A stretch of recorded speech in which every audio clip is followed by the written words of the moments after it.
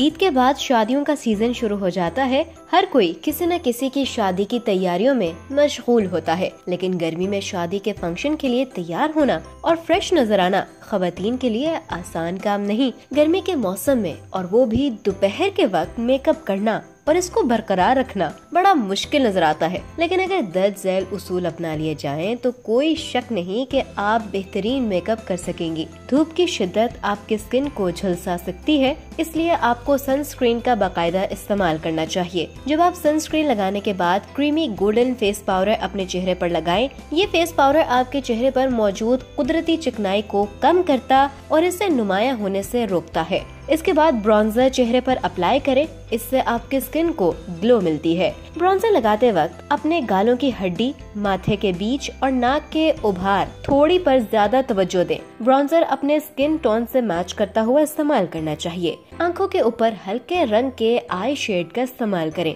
जैसे हल्का brown, light grey या फिर पीच कलर। आंखों पर आई शेड लगाते वक्त आंखों के अंदरूनी कोनों पर भी शेड लगाएं। इस तरह शेड लगाने से आपकी आंखें नुमाया होने के साथ साथ खूबसूरत भी लगेंगी। अपने मेकअप को मुकम्मल करते हुए होंठों पर हल्का गुलाबी या फिर पीच कलर की लिपस्टिक लगाएं। अगर आप लिपस्टिक नहीं लगाना चाहती तो आप मस्कूरा बाला इन्हीं कलर्स में से लिप ग्लॉस का इस्तेमाल कर सकती हैं।